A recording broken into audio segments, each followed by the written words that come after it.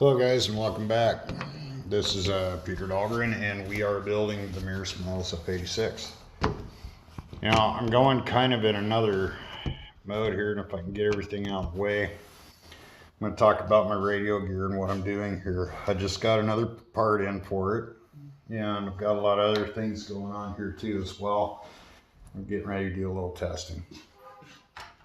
Now what this is a digital programmer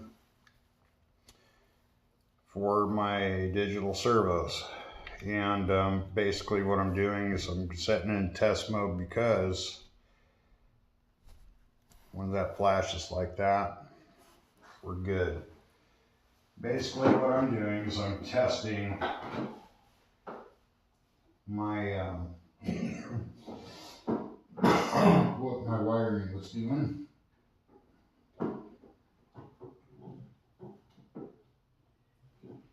And basically what I'm doing here, guys, is I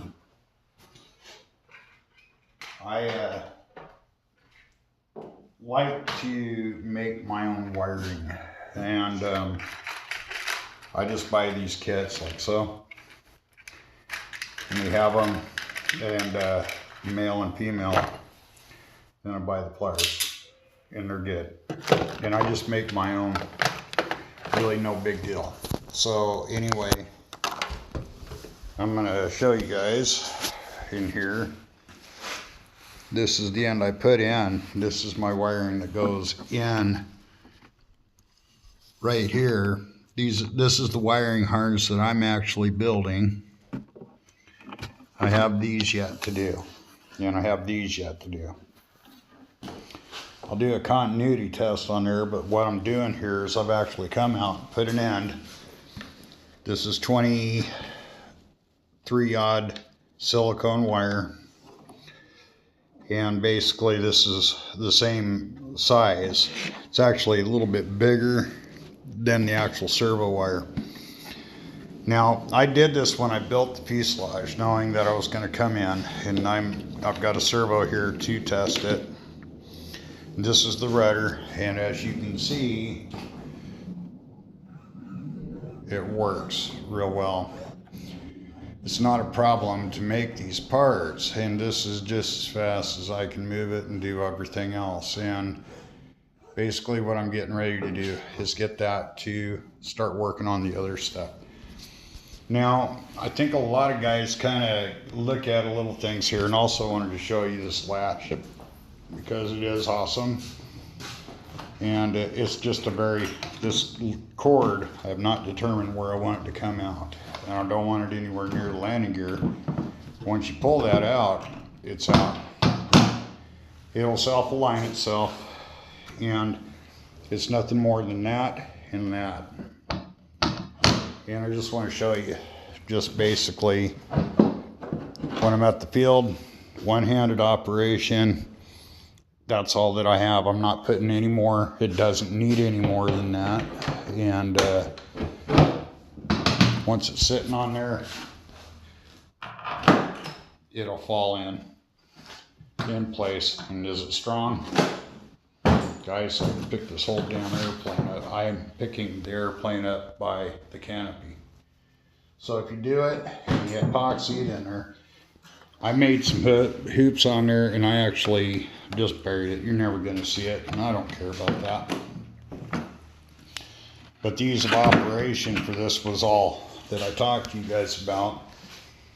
And this was something that I needed to have done. And as you can see,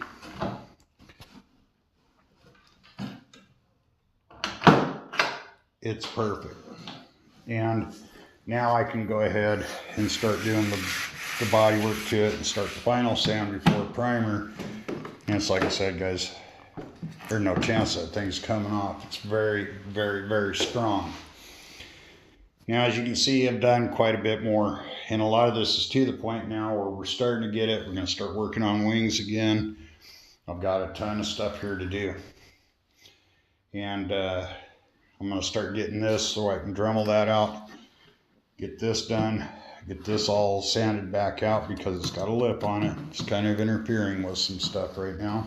And to get that all good and ready to go, I'll get this, start getting some things done ready for panel line, start making things before I go to a paint job. And I also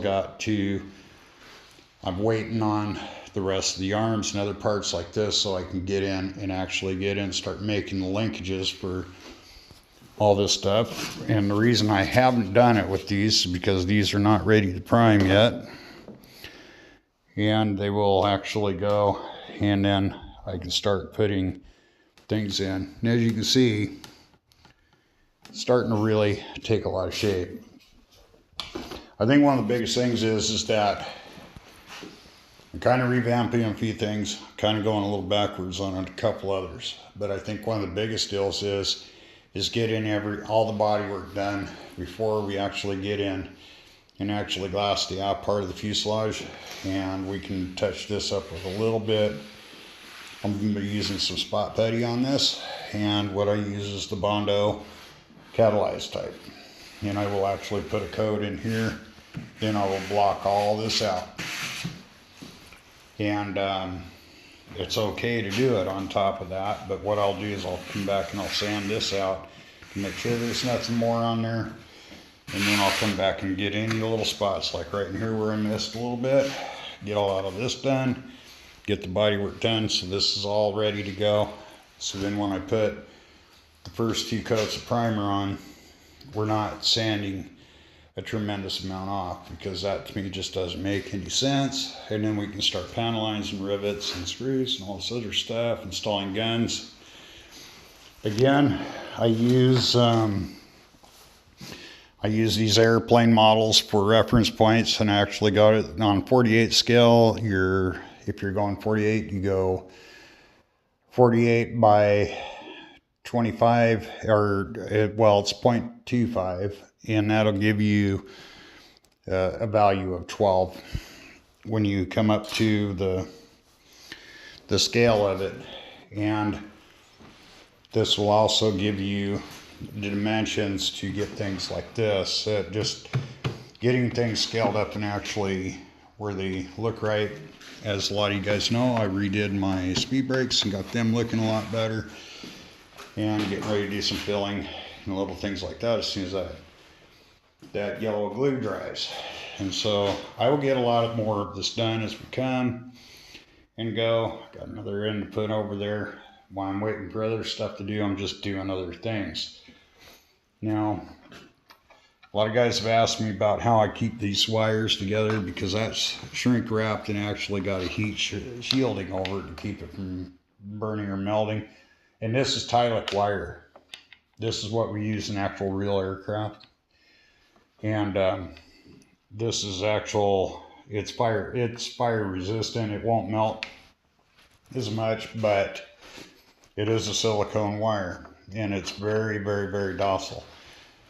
So it's Aviation 26 AWG, and this is what I'm using. It's the same wires we're running on this for, same gauge of wire, but it's basically aviation quality wire that goes in from in here or there, because it's going to be a real nightmare to get in and fix it if it's not right. Another thing I will be doing is plugging it in. My intention is to unplug these and plug them directly into a socket that will go right in here, and it'll mount up. I'll reach through it, through here, drill the holes, and then mount them, align them, bolt them down, and then they will get basically there. And yes, guys, I do actually in fact cover all this in aluminum. After this is done, I will vacuum it out, and this whole area, anywhere where the turbine will be running, especially right in here and on the engine mounts, they'll be covered in aluminum. It's just aluminum foil tape, nothing serious, and it's not expensive. It's just this stuff. It's actual aluminum duct tape is what it is, and it works amazingly well. The closer we get, the better things are going to start looking in this and that. There is no need to be doing the only shimming that I'm going to have to do on any of this is back here on this. And that's going to need just a hair to make that really good, because it does move up and back a little bit. But as you can see, it is pretty tight. And again, it's very much, once this is done, this is all sanded down.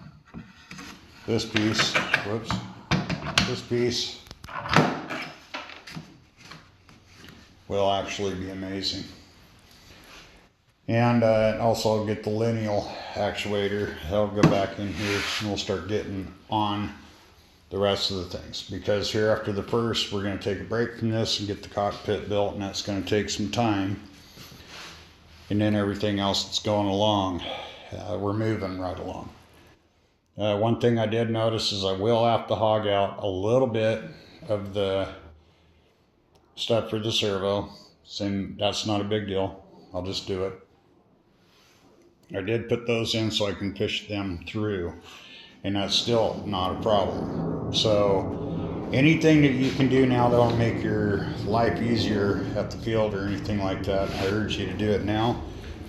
And there are things that you do need to have. And you don't have to have them all at once, but it does make a big difference to have a lot of these things in here so that you know exactly what you're up against. And once we're done, we're done. We will be adding some blocks and start marking for hinges, and we'll start making the linkages for everything, start getting things going and making those. We will start getting things done. We'll start sheeting that bottom wing and getting that done. Gonna start sheeting the engine nacelles because, well, the fuel tanks and getting the nacelles done. And the mounts for those, we're gonna start getting all that stuff done this week, so that when I can start getting the bodywork done on this, and while I'm waiting on stuff on that one to cure between coats of this, so I'm going to be working on that table to get everything else. And yes, we will be putting in another table, and this has got to get done, get out of here at some point too. It's right in my way. And other than that, guys, we're well on our way. We got a lot going on. I will be putting the jet completely together and doing some final stuff for filling and this and that and getting ready for primer. And once we're done, I mean, you're going to be thinking, oh my God, what the hell is this guy doing? I don't do it like that. Well, maybe I can give you guys some insight on exactly what I'm up to. So anyway, we'll see you guys in the punny papers.